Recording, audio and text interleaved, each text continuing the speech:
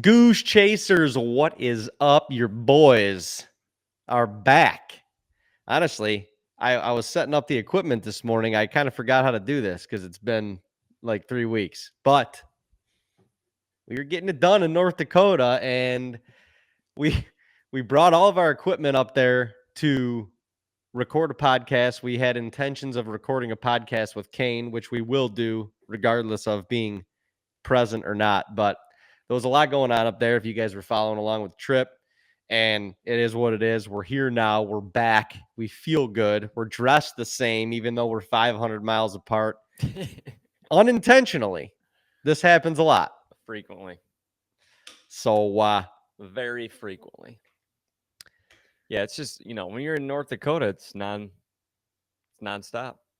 Yeah, And we always had, our intentions were, let's record a podcast later at night. But you don't realize North Dakota, where we're at, is on Central Time Zone, but it's on the very western side of Central Time Zone. So the sunsets are about as late as they can get.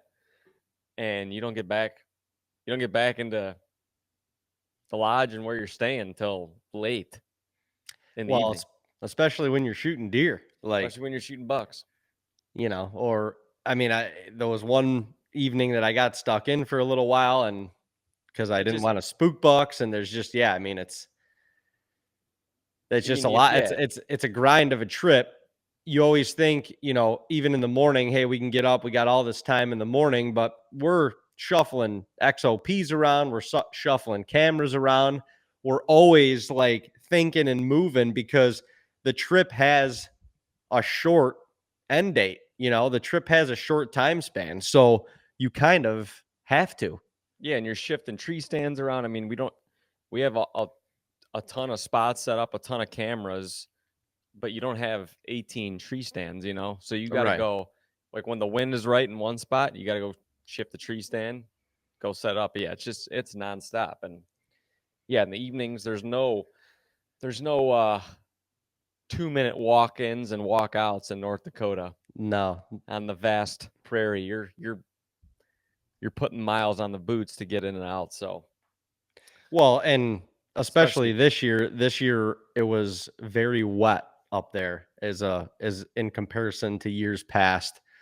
So a lot of times, we can get a mule or some sort of a unit in close enough somewhere where, all right, maybe it's only a 300-400 yard walk into the stand. But this year we really had to work to get into the spots that we wanted to get into and really, quite honestly, needed to get into.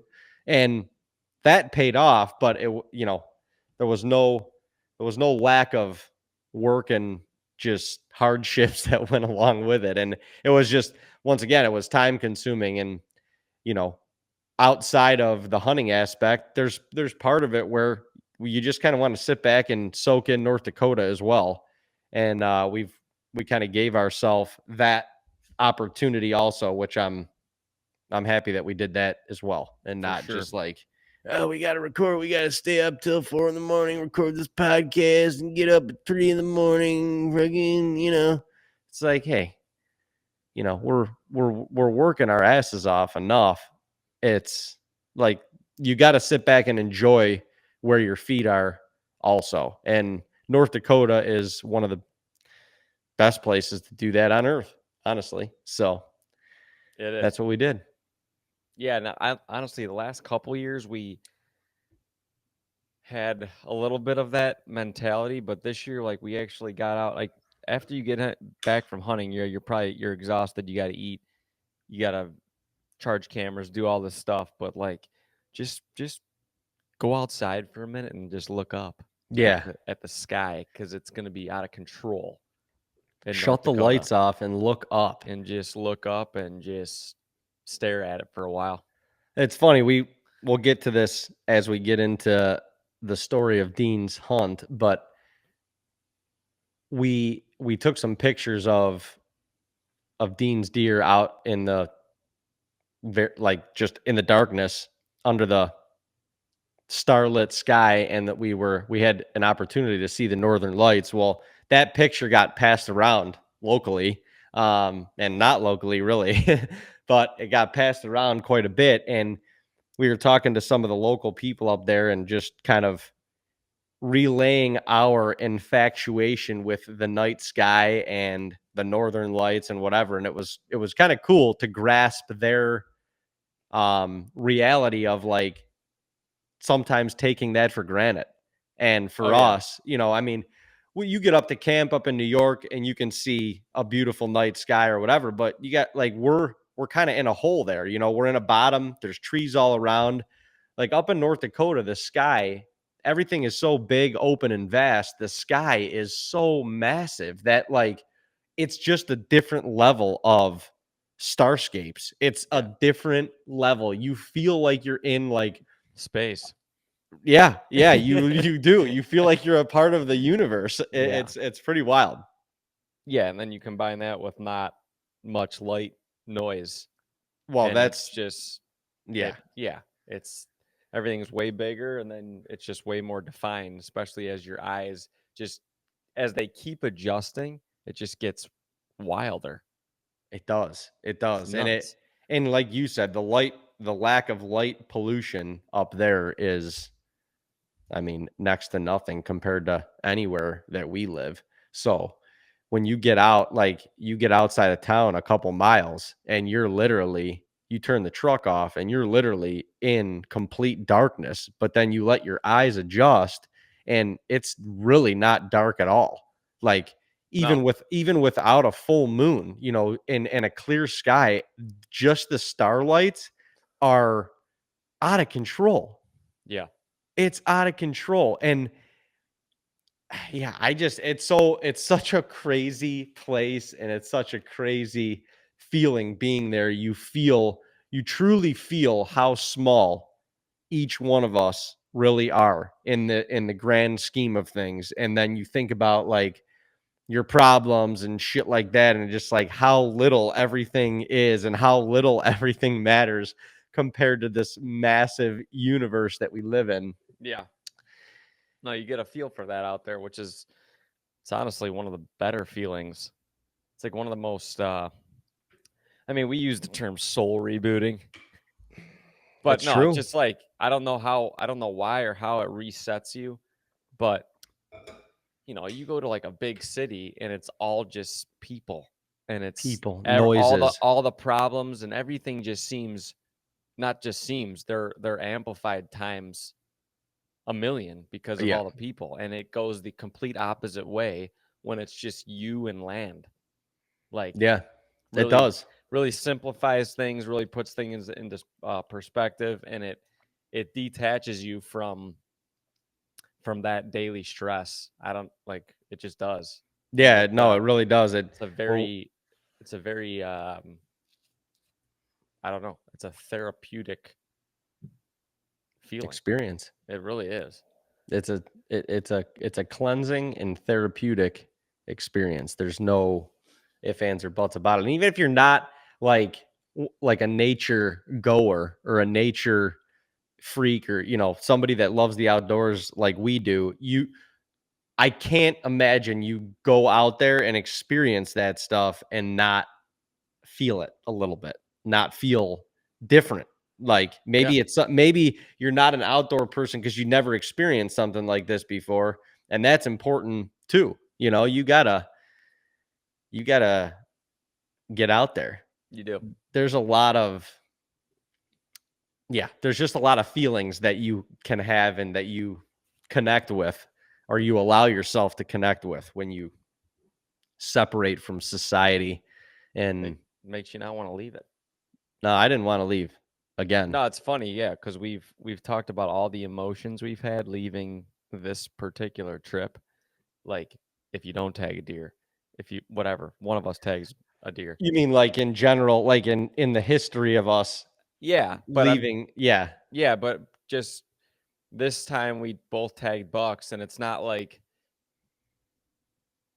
obviously you have significant others and family and stuff that you miss and you want to come back to. Like that's 100% there, but have this feeling where you're like you're not. I don't care if I'm done with my work. I don't want to go anywhere. Right. No, I mean, I got back to Nashville yesterday afternoon and like got a little sad, Yeah. honestly, No, because I agree. you realize it's done. Like everything we anticipate this trip for so long, and it's the first trip, so it's even more amplified because it's really the kickoff of our season outside of the Tennessee Velvet season now. But you anticipated for so long, and then like even though we had success and probably the most successful trip that we've had out there yet, you get back here and I'm like unpacking my truck and putting everything back and I'm like, damn, like it's over. Yeah. For this year, it's over. It's over. And that is always that's why we are so infatuated by the chase, because that chase is so drives us so much. And if Dean and I could have picked the $2 that we wanted to take on the trip, we did it. We did it. We Yeah. did it. Outside of Kane shooting a buck, with us, I don't know how we could have written a better script, a better trip. I mean, you get one on opening day. We all get to celebrate. Kane's there with us because it's Labor Day weekend and he's off school. Come back a couple days later on Monday, and I get one once again. Kane's with us. He comes out to the field, helps us get the thing out. We all get to celebrate together, and then we have multiple days to kind of soak it in and hunt with Kane too. Like it just you couldn't have written it any better. And there's still a little sadness as you get 100%. back and you get back to the like real world and the grind of things, because that chase, at least for right now, is over. And a Yep. lot of times throughout a lot of times, at least the last couple years, at least one of us has given ourselves the opportunity to go back if we haven't tagged out. So you kind of leave that carrot dangling a little bit, and you have that excitement.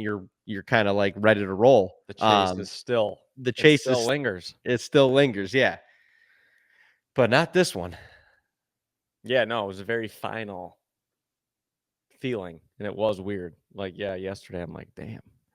I know when I left your house, and I like even like on the drive down here, I'm still reminiscing, and it's still all kind of like in my head. But it was when I got back here and I'm like unloading the truck into Reality my sets into in. my apartment, and I'm like, I'm unloading all this shit, and it's done. That one is done. Like that Yeah. trip, we've got a lot of awesome Oh yeah. trips and opportunities that we're looking forward to this season, but that one is done. And I just think the 12 years that we've been going out there, the family that we've built out there, the the fact that we've just dug our toes into the sand out there so much and kind of like just ingrained ourselves in the lifestyle and the people and the deer hunting and everything out there. Um, and it's such a short stint of the year, 8 to 10 days of the year is when you get to enjoy that. It's weird. It's weird. It's a weird feeling. It is a weird feeling. And I mean, yeah, we tell ourselves soak it in. And I mean, I think we do. We Like do. I Oh, do. absolutely. I mean, yeah, what after the second to last night we were there, Kane wasn't there, so he didn't have his tag yet, so we couldn't even hunt with him, but we just went up on a high hill out of the truck into the prairie. We're like, well, let's just go enjoy the last 2 hours of daylight and watch deer if we see them, or watch waterfowl, whatever. Let's just soak in the North Dakota prairie. And it was awesome. I don't know, just you got to soak it in and not take it for granted. I don't think we did at all. I don't think we ever do. Out there, I don't know. It's a special place. I saw yesterday. I've always been wondering, because honestly, one of the first people going out there that kind of inspired us a little bit about North Dakota was Heartland Bowhunter. Yeah. And they And they did always, yeah. And um, I read Michael's post, Mhm. and I was like, this is awesome, because I always wondered kind of why they stopped going out there. Obviously, it's also a time where Western hunting there's just so much going on. Mule deer, Right. elk, and if you're if you're applying for tags and you get them, you know, I totally get why that gets pushed to the wayside, or that whitetail trip would. But it was cool to read his post and kind of say, like, there's a reason we were all coming out here before. Like, it's a special place with special people. And, you know, it was kind of a reminder to him not to let life and maybe even other bigger hunts get in the way of that. Yeah. And I don't know. We obviously want to do a lot of different Western hunting, but I'm glad that we have never stopped doing this trip, even though we've had to alter it a few times because of life. But Right. but we've never stopped. Yeah, no, I mean, I didn't, I saw his post. I was just kind of flipping through it and shouldn't have been on my phone, but I was, yeah, on the way down here. But I did see his post. I didn't read it all, but I'll have to go back and check it out. But yeah, I can't, read his caption. You'll appreciate it. I can't imagine a season starting any other way. No. I really can't. Like, and we've done, like, we've had success. We've each killed 3 velvet bucks. We've killed numerous other non-velvet bucks. I mean, I don't know. That had to be, was that our 11th and 12th buck in as many years? I think it was. Yeah. So it just, we've had so much success up there, and that's not even, I mean, we didn't at first though, you know, we didn't. We Not at all. like, we had, it took a immense learning curve to try and actually be successful up there, but I think that's part of the reason that it hooked us so much, because of the challenge. Yeah. And then you get a taste of success after that challenge, and it's just like you want to keep going back to feel that, because every year up there you start with a blank slate. It doesn't matter if you're hunting the same properties as you were the year before or years before. You start with a blank slate because all the crops are different and the deer are moving different because of it.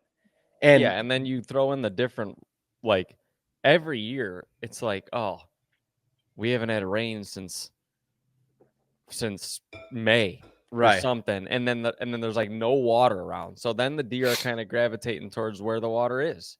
Or then right, you have a year like this where it's like they literally in one day got 7 inches of rain. 7 inches. There are ponds where we've never seen them before. Yeah. Like, and There's roads that we can't like section yeah, lines and stuff that we can't even get into because they're literally underwater. yeah, a lot of the farmers will maintain these section lines and stuff themselves. They'll hay them so you can access them. There were so many that you couldn't even think about getting down, and that played such a factor in accessing areas that you needed to get into. Not even just literally act like, how do we get back there, but how can we do it right so that we're getting in and out for the, like, for For a hunting non-pressured sake. sake. Oh Yeah. yeah, absolutely. So it was, it was definitely, it was challenging for sure. And I would there's yeah, times where you got to, like, well, my normal half-mile walk, it's going to be a mile this year. Like, right. it's like, because I got to go this way, and You it got to just, go completely around it. Yeah, I yeah, mean, and honestly, from that aspect of it, it was probably our most difficult year access wise for on sure. it, to any of the spots. Definitely. Any of the spots. I mean, the spot that you killed your buck, we had to come in from, we normally come in from directly south. We had to come in from directly north, and even a roundabout way around that. So it was completely the opposite direction. And that was just to get in there. Then we Yeah. had, I mean, once you actually shot the deer, we had to figure out how in the hell are we going to get this thing out of here? Yeah. Which was insane. But yeah, the first night into the tree, when I finally got to the tree, I was like, first off, I was dripping sweat. And I'm Yeah, like, it was. that was a long walk, and it was uphill, which is funny to say in North Dakota, but it was. That is actually, I didn't think about that. That is kind of funny to say. But yeah, pretty crazy challenges. Yeah, I mean, let's just kind of dive into that first hunt. I mean, so Dean ended up going out like 10 days prior to the season, getting 8 Moultries hung for us, doing some preliminary scouting, just kind of checking out the area. Like I said, the crops are all different. You've got to see it to really grasp it. I mean, we look on OnX all throughout the year because you can see what crops are where once they start growing and everything, but still you've got to see it and feel it to really grasp, okay, you know, we had a spot here this past year and the deer may still move similar, but it needs to be whatever, 100 yards this way or 100 yards that way, to give us a better opportunity this year. But that helped significantly. And for whatever reason, the deer were daylighting a lot more than they have in years past, I feel like. Yeah, it was yeah, no, they were. I don't know. Yeah, I don't know if that was the reason or yeah, we just adjusting spots a little bit. We're definitely honing in that particular piece of property pretty good. Yeah. Um and then some of it's just I think these deer just if they're bedding in the right spot, it's good. But Well, I I think think the two too, bucks adjusted a little bit of where they were bedding compared to last year. Maybe at least in this part McGuire of the did. season, Yeah. yeah. Well, 2 years ago, McGuire was we saw him like maybe one time, maybe two times on camera at night, and then you saw him at literally last light one of your hunts. Yeah. And we After thought he that would hunt, yeah, I think he showed up one more time that week. And he yeah, was like, but that was the deer we were going after. I mean, at the time we had him kind of pegged at a 4.5-year-old deer, but he was heavy horned and heavy on the hoof and he looked good. We were gonna shoot him. I yeah. mean, for sure we were gonna shoot him. That was the And year you shot Jack Daniels, wasn't it? yeah. Yeah, okay. And then, you think we're like, oh man, this deer's got to be coming from this direction. He's got to be bedding in this, like system of sloughs over there. And then you see him at last light and he's coming from the complete south, like where we were like, there's no way Well, and he's coming from over there. where he came from is like, where did he come from? Yeah, Like where did you come from? where there's no, I mean, there's very little cover where he came from. So it's like, what the hell is that? What the hell was that? Yeah, these deer just never cease to amaze you up there. And then, so we were almost like, this he's not living right here enough to like truly hunt him. No. So yeah, we didn't have a ton of deer other than him that year. We did in a completely different area, which is when, yeah, I was able to tag a buck we called Jack Daniels Sweet Deer. But I think I saw him. I think I had the encounter after. After I think it was after you shot Jack Daniels. might have been, yeah. If I don't, if I, yeah, I'm almost positive. Either way, yeah, he was the next one on the list besides Jack Daniels, basically, Yep. and that's the deer we were going after. But he was more or less a ghost. I mean, he really was. Yeah, and then turn the page to last year, and we were out well, my trip was shortened, but the whole time you were out there, we didn't We get never saw him. we never saw him. One time we got, I think, one set of pictures of him as he was shedding his velvet, and this was like, I think it was like the 9th of September, if I'm looking back at the photos. It was about a weekend of September, Yeah, and he was shedding his velvet, and then we got another set of pictures of him right after, but then we were gone, like the trip was done. yeah. So it was like, man, what is this? Just, yeah, had no beat on that deer, no idea of where he was coming from, what he was doing. Which is not abnormal for them prairie No. roamers up there. You'll get a random picture of a hog, and then that'll be it. Like, Yep. and it could be daylight, and then that'll be it. And you're like, what just happened? Yeah, Like, where, how? how is that? How is this happening? Yeah. But we ended up getting the opportunity to go back in October, and so we did have a camera back in that same area where we got him shedding velvet, but we're like, you know what, let's shift the camera. I mean, I don't know how far it is. It's a few hundred Yeah, at yards least for sure, 3 whatever. 300, 400 yards. We're Yeah. like, let's shift the camera in this direction just to see if we can pick him up any differently, and we did. He was he was on that. He was all of a sudden consistent. He was all of a sudden consistent, at least nightly. It wasn't really in daylight, but it was like we were getting him every evening. So we kind of, well, we're like, wow, we're on to something here. So we ended up hanging a stand in that area where you can see just see a ton up in that tree. It's Especially awesome. once the crops start coming off, you could really see a ton. So at minimum, we were like, well, let's just see if we can hunt this and see him in the distance, see if we can see where he's bedding, whatever. And I ended up hunting that tree, I think 3 days in a row, and I saw him. Did I see him all 3 or 2? Yeah, no, you saw them all I 3. saw him all 3 days, and he was, which now makes sense, he was more in the direction that we moved the camera in the direction he was even more that way, and he was bedding way to the north in that direction. So it was very, maybe it was the second time I saw him, I honestly thought I thought he was coming. I thought he was gonna Yeah, get his because you were seeing him in day. I mean, Oh, he was plenty of daylight. He was getting up out of his bed, and this was cool. I was literally seeing him get up out of his bed. So Yeah, had him pretty much pinpointed on where he was at. Just these little. It's so funny. It's always these sloughs that you completely overlook that they'll get up out of, and he the was in bigger like ones too. he was in like this bowl of a slough, and there was honestly, I don't know how you would have gotten closer to him than we already were, other than let's just crawl and stalk them like during the day, and Well, and you got to know exactly where he's exactly bedded. what slough is. Yeah, you got to put him to bed at that point because you And can't go in there guessing. Yeah, and most of the time we've learned that most of the time these bucks up there are bedding before daylight.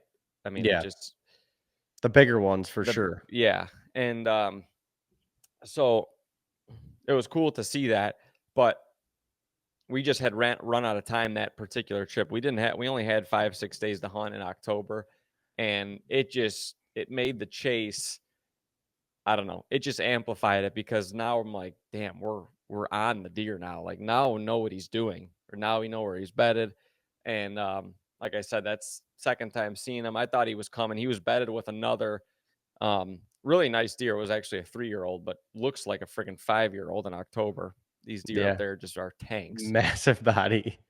And yeah, he was better with them. I got to watch them get up together and destroy like 6 different trees on this little bush line, and they were rubbing and scraping, and then all night we got trail camera videos all night of them like doing the same thing. I mean, they were walking a half mile this way, half mile back, shredding trees over here, like in front of all of our cameras. They were just, the two of them together were putting on a show.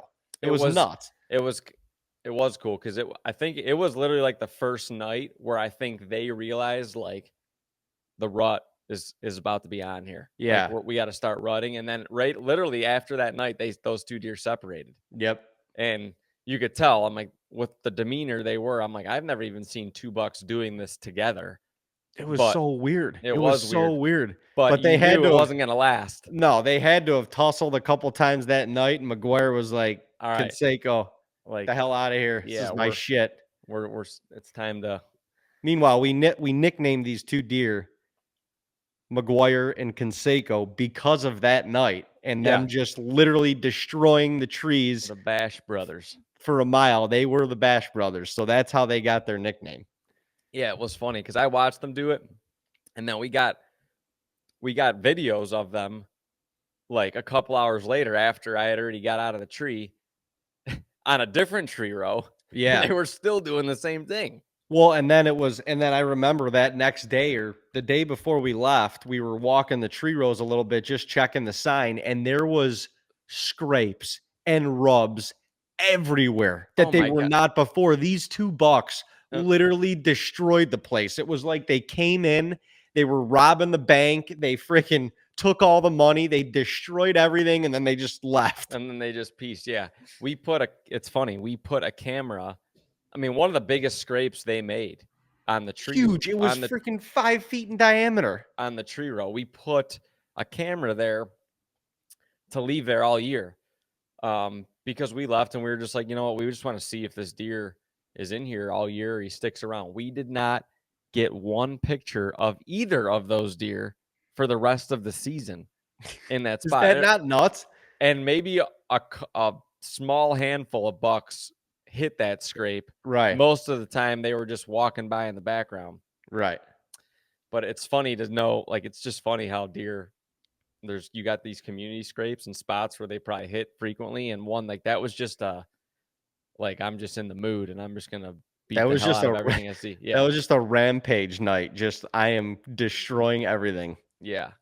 But it was cool because like we left the camera up there and didn't get a picture of that deer or Delonte, but that was really not in a spot for him. But it was just, yeah, you go through the whole season with now this chase is amplified, but now we're just like, oh well, he probably got killed. You know, it's a lot of good bucks do up there in rifle season.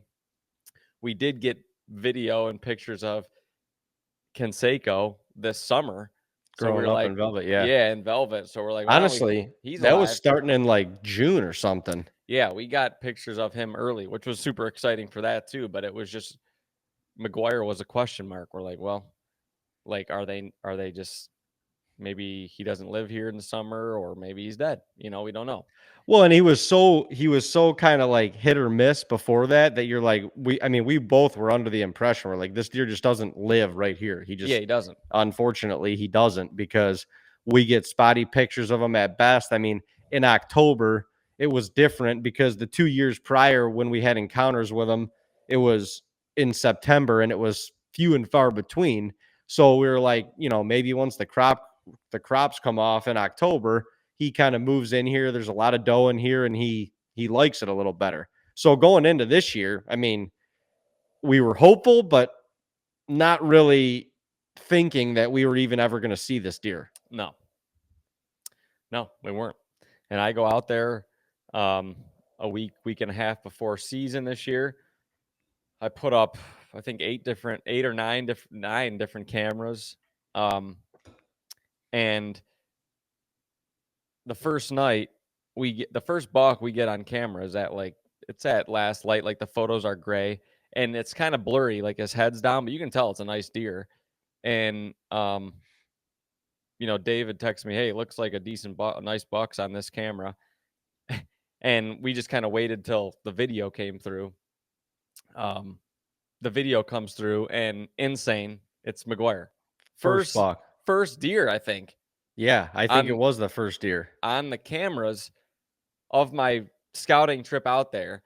And you're still there. And I'm still there. No, yeah. I hadn't, I mean, that was one of the first 3 cameras I happened to set up. So I wasn't even done setting cameras up yet. I gave myself 2.5 days, 2 days to set up all these cameras. And that was literally the first deer on the camera. And crazy that the chase was on from there. We were like, man, how is this possible? Why is he here? And, once you get the video, we're like, oh my God, it's him. And he's a tank.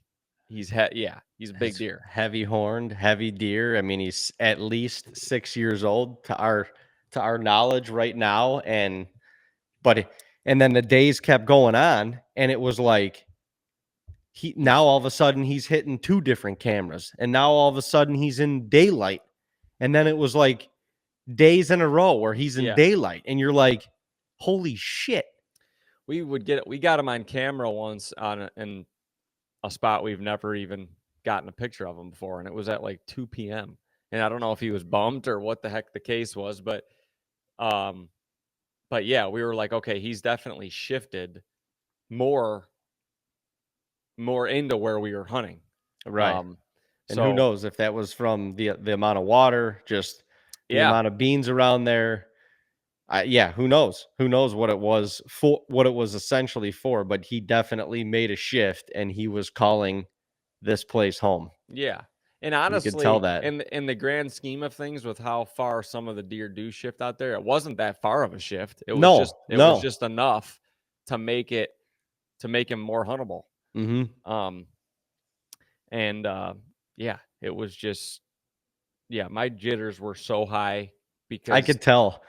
the week Opening before, day. I'm just like, man, this deer is this is not one of those things where it's like, oh, we've gotten one daylight picture of him, and most of the time he's a little bit after daylight. Like, you just never know. It just takes the right day. We're like, man, this deer is right in there. He's Yeah, right in there. we can kill this deer. Yeah. Yeah. And you got to be smart, because honestly, we always say it too. The first couple hunts are so crucial Really the because, first one. yeah, because the first, and access is so crucial, because the first, if you don't kill opening day, the terrain is so vast and open. Getting out is very, very tricky. You can't just get down out of your stand and walk through down a Right. section line or through a field and get out. Like, these deer will Well, see you from a half mile away. yeah, you can. You're just you're setting yourself up to being exposed. Yeah. And And you uh, can tell the times when we have been a little bit, I guess, maybe careless about that, the hunting drastically changes at every least for day. the at least for the next couple days. Even Yep. even the cameras. Like if Oh, you go into a spot and you're sitting, relatively close to a camera, which more than likely we are. That's why we have them out there. But if you are careless with your entry and your exit, you'll notice even the overnight photos and stuff on camera that it's different. It's yeah. You it's bump different. deer or whatever get coming out, or like Yep, you just stay there, they're onto you. for sure. So that's always an anticipation. Like, that's always what gives me high anxiety for the first couple hunts, because I'm like, man, if it doesn't happen, like, even if you can glass, like, is he around? You just don't know. Like, Right, yeah, these deer are so well, once it gets mysterious. dark, Yeah, yeah. and you can't see, and like, is he up? Is he just standing up and look and scanning? Like, it's a very high anxiety thing if it doesn't happen. But so Well, and just to interrupt real quick, all the while, like, you've gotta mentally go in to kill. Like, you can't yeah, go in with an exit strategy other than the exit strategy is Dave's coming to pick me up because I just shot his ass. That is yeah, so it's such a hard balance. You got to go in there when you know you need to be in there to kill. That's got to be the mission. But at the same time, you have to be very strategic about how you get in and out, yeah, because if for some reason it doesn't happen on that night, the hunt is not over, the chase is not over, and you've got to figure out now how to make the next move so you can keep it alive. yeah. So it's a lot of quickly switching your mind, like you said. If it gets dark on night one, and you're like, all right, now I got to get out. Like, Right. Now we got I got to to pack up quickly, which is not easy to do. Self filming, a no. lot of stuff. I mean, we got a lot of gear in the tree, and sometimes we're just like, you know what, screw it, we'll leave a lot of it in there so that we can slip out easier. Right. You got to Figure it out tomorrow. sometimes you got to do that just to sacrifice and get out unscathed. But um it was cool because I ended up we hung a stand in the exact same tree that I was hunting McGuire in October, where I was seeing him get up out of his bed. And it was honestly the weirdest feeling, even just getting up in the tree right as we were hanging it, because I'm like, this, it felt like I was there last week, Yeah. hunting it in October, and there's Yeah. all the crops are harvested, or at least most of them, all the beans were. Um, and I'm just looking at the same slough he was getting, or same sloughs he was getting up out of, and I'm like, man, is he in there? It was just a crazy, Well, crazy because you feeling. knew with how frequent he was on trail camera, like we're hanging that stand, and he's in there. Somewhere, He's somewhere. within a quarter, half mile of where we're at right now because he was so Yeah. frequent. Yeah. And then again, going back to October, like the first night he got up out of this certain slough, like in one direction of me. And then the next night it was the same slough system, but it was like a Couple half hundred. mile. Yeah, it Yeah. was way far apart. Like, but it's same area, but completely different bed. And then the next night it was another different spot, but just same area. So he wasn't like bedding in the exact same spot every day, which that's what I guess again was a crazy, just anxious feeling. I'm like, he's in here, but you just don't know where. Like you Right. just don't. Well, I think as whitetail hunters too, like we want to be so definite on like I know he's betting right there, Yeah, and they and don't. every single time that's where he's betting and that's where he's going to get up from, and that no. Most No. bucks do not do that. No, no, especially as they get older. Like they've got Area. an area, they've got a couple different beds that they feel comfortable in, and they're gonna go to a different one most nights. Yeah, They're 100%. gonna. I mean, the wind matters. Or I should say, most days, most mornings, they're gonna go to a different one. The wind that day matters. They're gonna more than likely set themselves up to where they can see with the wind at their back, and they've got the wind at their back for a reason, so that they can detect any danger coming that they can't see from their back. Yeah, and So also the deer also matter. Like if it's 4 or 5 a.m. and they're with other deer, like a lot of times, especially at this time of year, they're just gonna kind of follow each bed other. together, yeah, Yeah, and that doesn't mean they're gonna bed 10 feet from each other, but they're gonna just kind of go into an area where like, oh, they're all there, they know it's safe. There's yeah. multiple heads up, multiple noses up, and they're All like, they you know hear what? you, Yeah, like we're good around here. Like let's just this is where we're gonna bed. And I think yeah, that happens. That happens a ton, especially when bucks are in bachelor groups. It's like, oh, one buck's going this way. It's kind of like, oh, we're all gonna follow this guy. yeah, for sure. Um, and honestly, that's what happened with McGuire. Although I get into the we have two trees, two stands we hang for McGuire. It's basically a 50-50 thing because we've had him on camera in both spots in daylight. Sometimes in the Sometimes same day. Sometimes in the same day, yeah. And We had I a don't know. we started with a west wind Yeah, that day. we And start so with a west wind. So honestly, in our heads, it's absolutely perfect for either stand because we think he's he's betting in the general area, which we knew the area he was betting, but specifically he was going to be west of us. And in October, that's what was happening too. So we're like, you know what, this west wind's going to be perfect if he comes from that direction, which we suspect. All in favor. yep.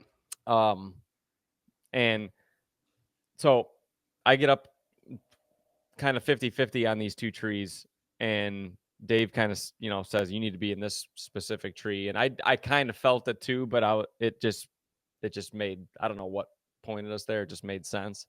um some of it was, again, not that you could think about it, but I'm like, if it doesn't happen, I can get out of this tree A little easier. a little bit better than the ladder. And on night one, that does matter. Like you don't want to blow both Yeah. spots. Essentially, I kind of have to walk by where I sat to sit the other stand. And if for some reason he was in that area, it was not gonna. I don't know how I would have gotten out Yeah. without bumping him. So we didn't want to do that. But either spot was like it could happen. Yeah, you could have flipped a coin, which is, you know, how many times are we on the other end of that thing where we pick one stand and then we look at the cameras in front of another, and he's there. And he's And there. you're just No, like, that's just part of the luck and probability of it. And right. on opening day, we just hit it correctly. Yep. Flipped the coin right. We did. We just felt We hit it. something, and We hit it like Mark McGuire we back we in we did. And 2000. um, it's just the funny thing is how deer. All right. Anyway, I get up in that stand, just totally having deja vu and reminiscing being in there mid October. And I am like on edge, and just the glass is sucked to my eye. I'm just like, where is he? When's he gonna get up? Yeah. He's got to be back there. And at like, I don't know, it was an hour before sunset or something. It was literally like a light switch, and the wind switched. And you I could mean, feel it instantly. if you could feel it instantly, and I was like, this is not a swirl, It's No. not just like a wind gust comes and like kind of flips the wind around for a second and then it goes back to constant, which happens frequently. I was like, that was a wind switch, and this is staying like this. I don't know Right. why, because it's not on the hour by hour forecast, but it's staying this way. And the crazy part was, like, I'm literally sitting in the stand. We're a mile apart, at least a Yeah. mile apart. And I'm sitting in a stand that has a good west wind, but also it's good for a south wind as well. Southeast wind it's good for as well. And I literally felt it instantly, the wind switch, all the way from where I was at. And for whatever reason, I grabbed my phone, and as I felt the wind switch, I get a text from Dean at that same moment. Wind just switched. And I'm like, holy shit. Like, it was that definite where he's at, like Dean said, depending on where you're at in the tree row or where you're at in the lay of the land and the terrain, that wind can swirl and you can feel it at any point of the day. But this was a instant, constant wind switch, and you could tell that it wasn't going anywhere. No, and I'm almost, it's funny how you like think you can plan, like you're always in the stand visualizing how the hunt's gonna go. Like, oh, he's gonna come from this direction. I gotta be ready. I gotta range these 3 trees because he's gonna walk down in this area Yeah. and I'm gonna shoot him right here. Well, that's like what I'm doing. And the wind switches, and now it's blowing. It's not blowing where he's gonna come from, or at least where I think he's gonna come from. It's just blowing it directly in my area where I need to shoot him, like where I think I'm gonna shoot him. So now I'm just freaking out. I'm like, this still could happen, but he's gonna get in my wind. Like, I have to be ready because it may happen, it may not. But if he comes in where I think he's gonna come, he's gonna win me as I'm about to shoot, like Yeah. literally. Yeah. And so yeah, I'm literally. I think I said in front of the camera, I'm like, this is not good. The wind switch, it's not in my favor anymore. It's kind of in his favor, and like when these deer, whatever they're working, they use the wind to their favor. So I'm like, he's going to do that even more and get my wind even earlier than I'm thinking he's going to get it. I'm kind of freaking out. But anyway, it was, I don't know, 15 minutes before sunset, maybe even a little bit more. I see a few, actually, it probably was a little bit more. I see 2 doe get up to the east of me in a spot where, we normally see some deer bedding. Never seen him bedding. But these 2 doe are just up in the slough. They are just kind of feeding, messing around. It's a mom and a fawn. And actually, it might have been 3 doe. But anyway, they're just kind of feeding, messing around. And I don't know why I had this feeling. I'm like, there's definitely someone else in there with them. I'm like, they kept looking into the cover, into the cattails, and they like just kept looking in intently. I'm like, there's another deer in there. They're not up yet or whatever. I can't. Maybe it's another fawn, whatever. And this was 5 or 10 minutes of that, and I'm glassing to the west where I think McGuire is, and I'm like trying to find him again. All of a sudden, I look back, and there's another deer up. I throw my glasses up. It's freaking McGuire. Was bedded with him, and not to mention he is directly to the east of me, complete opposite direction I thought he was going to come from. They were basically laying in my wind Originally. all afternoon. Yeah. Maybe it wasn't getting there. I mean, they're probably 400 yards away. But I'm like, this is insane. He's not where I thought he would be. I did like 180-degree semi circle around them walking in, basically. Right. But now I'm like, this is insane. Like, what's God telling me here? My wind, like, if the wind would have been, if I knew he was bedded where he was bedded and the wind was blowing there and it was forecasted to continue blowing there, I wouldn't have even thought about getting in that tree. Right. Would not have been in that tree. Well, yeah, with a west wind, like we went in to hunt initially. Yeah. Yeah, you would have never.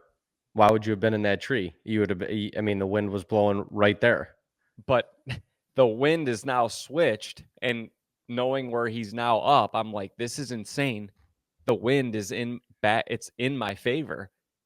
And well, at least for the most part, it's in my favor. And this wasn't the plan. Like, none of this was the plan. Yeah. Wasn't the plan to hunt this wind. Like, I knew we thought he was coming from this direction, hunted it for this wind. He's in the opposite direction and the wind switches. It was just, I don't know. It was absolutely insane. But I watched this deer just do his thing in the slough with these couple doe for 20 minutes. And damn it, my light ran out of battery.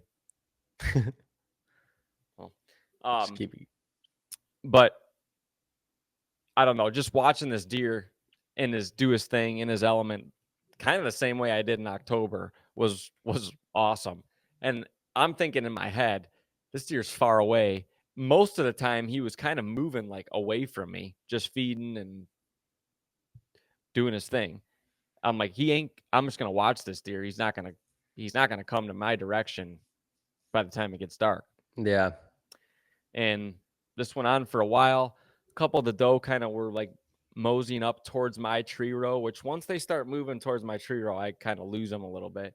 And I don't know what it was, but he did his thing for 15, 20 minutes, and then he just got a bug in his ass, and he was just like, I'm following these doe, and I'm going in this direction. And he like kind of stopped feeding on beans, and he was like, I'm committed to, I'm making a move. Yeah. And he just starts cruising up towards the tree line, and I'm like, oh my God, he might come. And then I had a little opening, and the doe were in front of him. As I'm losing him, I see him like taking like a bound, like he's like almost running up to my tree row. Yeah. And it was at that time where I'm like, he's coming. He's freaking coming right here. And it was a couple minutes go by, and I see legs coming down the tree row, and the doe are coming, and they're looking back. They're looking back, and I'm like, I'm just freaking out because I'm like, I know what's happening. I'm like, he's right behind them. Like, he's coming. And so yeah, I'm just trying to get myself adjusted. Like we're both solo filming. It's a tough thing to do. It just is when you're especially trying to separate yourselves from a filmer and a hunter and trying to keep both in check. Yeah. And he was he was right behind these doe.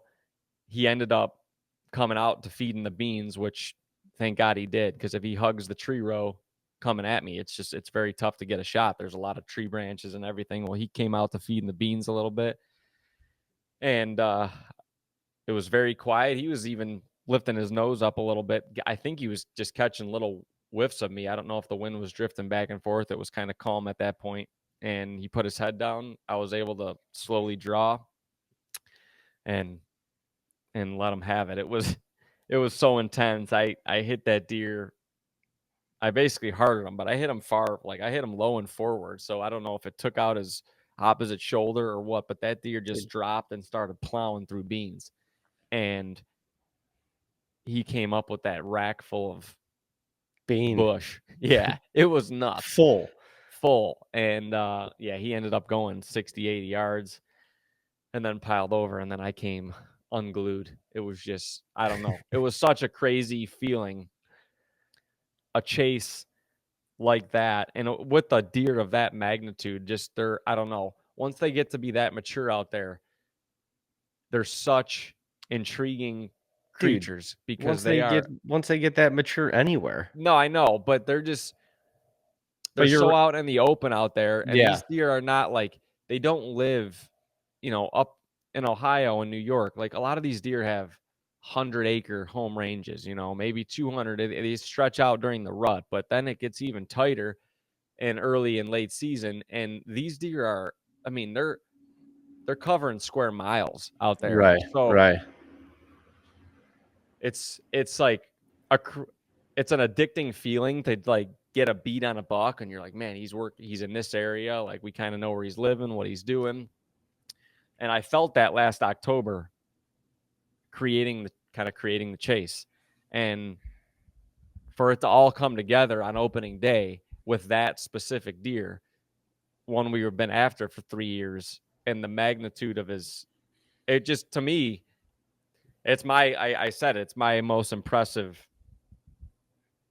deer kill because because of the deer and because of the chase. Like it's not, I've shot bigger inch deer before, Yeah. but and yeah, that's a whole nother story. Because to me, I don't know why his rack is way more impressive to me than deer that have more inches that I've shot before. Right. Right. It just is. I don't know why. Like His points, everything, like he carries everything. his mass out so much. Yeah, like his G2s and G3s are friggin' clubs, and Yeah. They're that like the doesn't. bases of most deer. Yeah, and that has nothing to like the score. That doesn't reflect the score at all. So you just Right. can't grasp it until you see him, like till he's in your hands. Yeah. And I don't know. It's definitely definitely proud of the deer. It was a hell of a chase. And again, it is bittersweet because it's something that you're like, man, you still check cameras at night and you're like thinking, oh man, is McGuire gonna pop up? And he's like, no, he's not. No. He's not. And so yeah, that book comes to an end, but and a new one will start. But I don't know, what a hunt for it to work out that way, the win to switch, for it to happen on opening day. Because honestly, now that I think about it, I'm like, man, if it didn't happen that day, it would have been, even if I didn't see him get up there, it would have been very difficult to get out of there without him just kind of getting a beat on us. Yeah. And that doesn't mean they will leave the area, but maybe he's just like, yeah, I might stick to my bedding area until it gets dark. And no, for sure. And I think, I don't know, that for me, that was the coolest part about the whole hunt. Obviously, we had our inaugural phone call and stuff after that. I actually had an 8-point in front of me that I was watching, and he was in front of me for like 25, 30 minutes. So I couldn't check my phone or anything. I was just kind of in the moment. And when I finally did he finally moved off, and I just checked my phone to see what time it was, to see how much longer of the hunt that we had. And I saw Dean, I missed a call from Dean, and I'm like, there's only one reason this kid's calling me right now. There's only one reason. He ain't calling me to say he saw him. He's, something happened. And yeah, hearing the excitement from you on the phone. And then I think the coolest part for me was when we first walked up to the deer. And you got to understand, Dean is a whitetail wizard. He could tell you like a buck that we've seen 4 years ago that all of a sudden pops back up on camera, like whether it's New York, Ohio, even down here in Tennessee where he doesn't hunt as much, but we're all on, we've all got the Moultrie Mobile app, so we're all following it. Like he follows these deer so closely, and we all do, but Dean takes it to another level. And so there's not a lot that impresses him, but when we walked up to the deer, like just your whole demeanor and your whole infatuation with McGuire, with the deer and with the chase and with like just how gratifying that was. It was so cool. It was so cool to be present for me in that moment, because I could truly feel like the appreciation for the chase, the appreciation for that specific animal, and just the appreciation for where we were and what we were doing. Yeah. Like you could feel that to the fullest. Yeah. And I don't know, for me, like I would just, not that there's times where it's anticlimactic when we walk up on a deer together, but like that one, for whatever reason, like you knew what you did. You watched the deer go down. You knew what deer it was. Like you knew what we were walking up to. Yeah. But But when we got to them, it was the energy and the moment heightened even more, because it was just like, holy shit, it's him, and holy shit, how impressive of a deer this is. Like, when you like, it's just a different animal. Like, a 6+ year old deer is just a different animal, mind, body, and spirit. And it was like, when you walked up to him, like that like big buck aura, that like big buck energy, what we talked about it a few podcasts ago, the next level bone, that was it, to the fullest, to the max. And you know, to do that on opening day of the trip,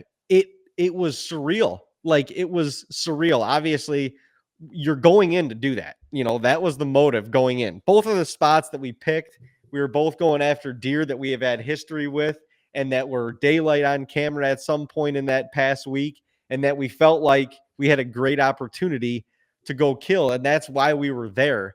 But I don't know. It was just, that was a very like spiritual, emotional, just weird, like weird feeling, weird energy. And it was very, very cool. It was very humbling. And It was. I don't know. Yeah, I was just happy to be there and be a part of it. No, it was. Yeah. No, it was a crazy, indescribable feeling. There's so many things like with deer that go on in my head, but when you get a deer, you know, that old and mature, like there are so many emotions, because I'm like, this, like, what, think about what this deer has seen and where he's been, like how far away he's been in the rut, and like how many hunters he's like had encounters with or experiences with, or how close he's may or may not have been to getting shot by somebody else. And then like, it just, there's so many factors. And then you bring in again, like, I don't care what the deer scores. Like, this deer is what he is going to be. I'm not saying he couldn't have gotten bigger next year, but you don't think that way because he's 6.5 years old. Right. Like, you're not letting him go so he can grow anymore. No, like he's at his harvest point. And like, to me, that's such a, that's the feeling I like am after, you know, and shooting a buck. I don't give a shit what if he's 138 inches or 178 inches. Like, is he at his full potential? Is he fully mature? Is he the dude in the area? Like, is he the dude? If he's the dude, that's what I'm trying to hunt. He was the dude. There's no doubt about it. I saw something on the Raised hunting page today, and they were talking about, they were doing a podcast too, and they were talking about, like, you know, deer's antler potential, and like, they're talking about getting a deer to 6 years old. And I can't remember Warren, and what's the dad's name? David? So I don't know. Either way, they're talking, and they're like, and the dad was like, he's like, do you realize? He's like, there's probably 5% or less of the deer that we watch on trail camera, the deer that we watch year to year, that make it to 5. So when you extend that to 6, you're probably in the 1% of the deer population that are at 6+ years old. Like, you're in the top 1%. So when you think about it from that perspective, it's just crazy. It's you took out a monarch, you took out a professional survivor in that area, and you went in there, and you went in there, you scouted, you did your thing, you used past information and past encounters as your guide, and hung the stand again, got in there, and made it happen. And that is, when you put it that way, as the top 1%, which is probably true, that's an incredible feat, with a bow, by yourself, self-filming, with the footage that you got and the whole moment that you captured, that you're able to now bring so many other people like with you, or with us, on that journey. Like, that's insane. That's insane. to think about. It was definitely special. But yeah, I mean, we've been this is anywhere, but I would say North Dakota, if anything, is a place where we see more old bucks than probably a lot of places. That we But hunt. yeah, but in 12 years of going out there, how many 5-plus-year-old bucks? I mean, obviously we don't always know, but we have a fairly, Good you can idea. guess. Now, well, Yeah, trail cameras and stuff. Yeah, especially if they're next to deer that are 2 and 3 years old. Right. It's pretty. You can make a good guess that they're okay. This deer's for sure a year older than that one, whatever. Right. But how many deer have we seen that we know of that are 5+ up there? I mean, we've seen a good amount of them, but in the grand scheme of all the bucks we've seen And killed. it's probably less than 5% of them. I'm trying to think if East Coast, maybe he was 5. Yeah, and I don't think so. Deer's probably I'm trying to think of if we've if we've shot a 5-year-old buck up there yet. We don't know. I mean, you're original October. I don't know how old that 8, deer was, maybe. but Maybe. we have no idea because we don't really have history with him. But he We've was a chased a tank. lot of good ones, but 5-plus-year-old deer, like, dude, I mean, They're tough to kill, and the other crazy thing is that week, it is literally that week right. when things are changing so much. Like deer literally in a 24-hour period will go from their summer pattern to let's start adjusting. Well, And yeah, they'll it'll literally happen that fast. They'll literally dude, less than that. We watched it this week. They'll go from hard horned, or they'll go from full velvet and in a bachelor group to literally clean hard horned and solo in 3 literally hours. 12 hours. Like, Yeah, well, it was probably less than that, but based on the camera that you were on camera now right at last light, and now you're on camera at like 2-3 in the morning, and you're completely shed velvet and you are by yourself. And then the rest of the time we're getting pictures of them. They're by themselves. yeah, Like, it's honestly it's crazy how quickly daily it changes. And That's obviously this year, with the season starting a little bit earlier, being that Labor Day was whatever, the 2nd. So it's really the second earliest that the season could start. That definitely helped the cause, getting that deer night 1. But it's insane. It's insane how much changes. It's insane how daily things are different up there. Things are different on camera. There's different bucks. There's bucks that you wish were there that aren't anymore, or that weren't on camera overnight or whatever. And you've got to make adjustments. So seizing that one opportunity in that day is huge. Crucial. It's crucial. Yeah, Could be the whole trip. Even I do, like, throughout the week, we had another spot where 2 really nice bucks were frequently daylighting, and we hung a stand in that. Actually, we'll get to this next week, but for the night David killed his deer. But we're in your head, you're thinking, well, the rest of the week we got north winds. This is a perfect win for this spot. We're going to kind of save this stand location for that time. And before it even got there, the deer, they changed. Yeah, exactly. And it was just because they changed. Like the very old one that was with the group became hard horned. He pieced. And he peed. Yeah. He went like solo. He stayed in the area, but he stayed solo. And then we weren't seeing him till 11 p.m. midnight anymore. Like, well, and then the other 2 bucks kind of got, there was 3 bucks originally. The oldest one got hard horned and shed and went his separate ways. And then the other 2 got weird also. Like, nothing in that spot was daylight as much anymore. Yeah. So it's just wild. You gotta, it's a huge timing thing. You got to take advantage of it. You got to, some of it's just happenstance where you have the right wind that you can get into an area Yeah. during the right time. And some of it's luck, I guess, but whatever. It's just a crazy time to hunt.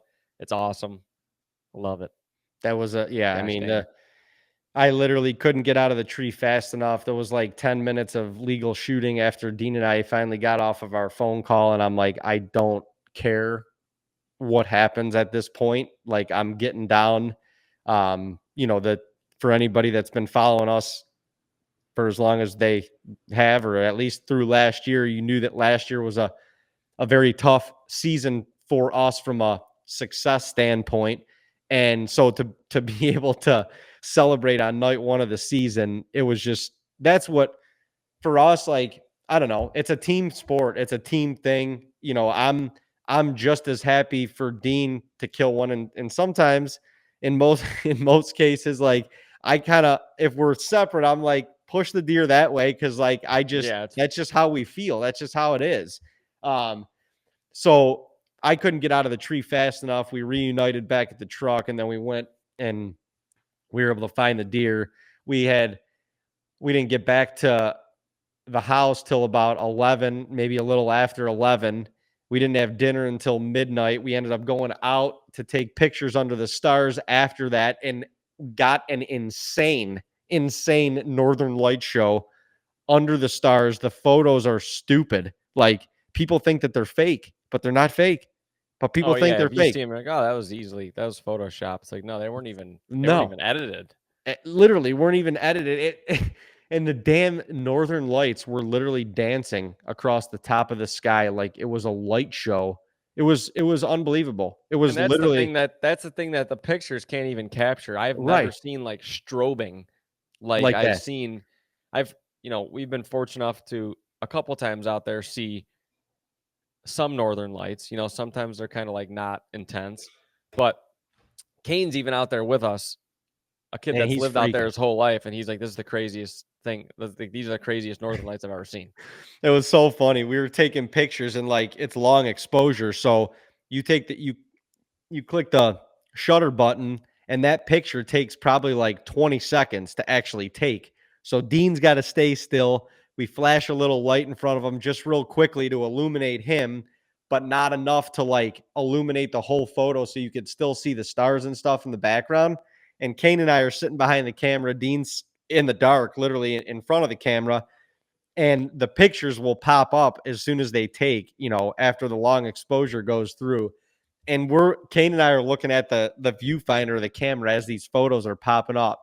And he's like, these are the best photos we've ever taken in our lives. That's just so Awesome. amped, so awesome. Like, to have him there and to have his like energy and how excited he gets in that like recovery moment is just, it amplifies everything for us. Cause he's 19 years old. Like, it makes you feel like you're back there again. It makes you feel like you're 19 years old again. And these things that he's experiencing at 19 years old, dude, if we would have been experiencing shit like this, like, I don't even know, we were experiencing way different deer on a way different level.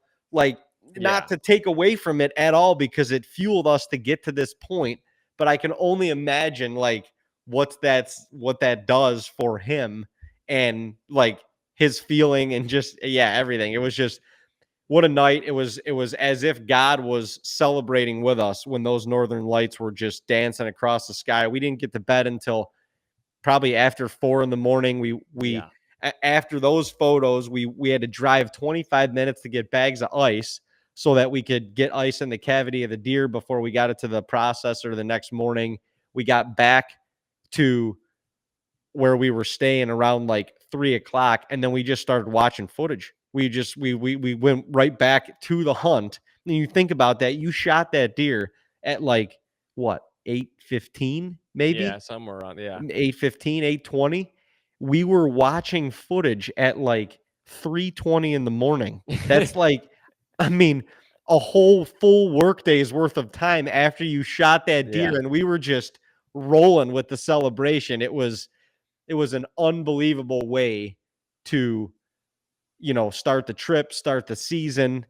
And man, did it just light a fire for that entire week. Yeah, it did. It was freaking awesome. It was. I mean, yeah, there's no, you can't, I don't, yeah. Obviously, you just can't start the season any better because now it's like, okay, we got one tagged, and now Right. like, let's go. Let's go. Let's go after another one, and the pressure's off, like the edge is off a little bit. It's kind of just like, for sure. Let's Yeah. go I mean, into another one. Yeah, if the trip ended right now, It'll be great. It would be great. Yeah, exactly. It would be great. And actually it was just beginning. We'll tell the rest of the story on next week's episode. We haven't come out with the video yet, but Dean's Hunt you can watch on our YouTube channel. If you go to our YouTube channel, it is the North Dakota opening day hunt. And you can't miss the thumbnail. The thumbnail is a big Dino sitting behind a big old velvet buck in front of the northern lights and a green lit up starlit sky. So we appreciate everybody who's watched already. We've got about 20,000 views in a couple days, which is awesome. If you see that hunt and you wouldn't mind sharing it, please share it with your people. Anything else? Get some merch at TAGNBRAG.co. Check out these hoodies. Get some of our Make Hunt Camps Great Again merch. As always, this episode is brought to you by TAGNBRAG and TAGNBRAG Productions, along with TAGNBRAG Apparel. Go to TAGNBRAG.co and get your merch. Join the movement, baby. Let's go. Well, we got a lot more to cover on this trip, but we have covered a lot, and it's really only covering one day of the trip. Pretty hard to believe. There's a lot more to go. There's a lot more to come. We had a vlog that launched on Monday, August 31st, the day after. We got a vlog that's launching today on Wednesday, which will be September 1st. We're going to launch vlogs every other day. So until we finish out this trip, yeah, we appreciate everybody who's followed along, watched, listened, commented, messaged, calls. I mean, the support was felt after that night and after you got it done. And it was, that is very cool. I think one of the coolest parts about what we do is bringing you all along the journey with us and hearing the comments and hearing the feedback from this hunt specifically already. Like that was felt, people felt being in the stand with you, being in the stand with us, being in that moment with us. And honestly, for anything else, like that's why we do it. We're trying to bring y'all along with us and pretty pumped that we could. Hell yeah. And we like feeling that you're with us. And we did. And we do. We did. And we do. That was a very, very impressive self-film hunt, to say the least. Probably one of the best that I've seen. But, yeah, I think we'll send it off there. What do you say? Yeah, it was good. We covered a lot. We did. Covered a lot. Ladies and gentlemen, Goose Chasers, we appreciate y'all. Don't forget to subscribe to our YouTube channel. Follow us on all of our social medias. The season is just kicking off. We are going to be recapping the season right here on Goose Chasing as we go through it. But the most up-to-date, the most present semi-live content that you can find is on our YouTube channel. Follow along with us, comment, like, subscribe, tell your friends, and we'll be right back here Wednesday on another episode of Goose Chasing. God bless.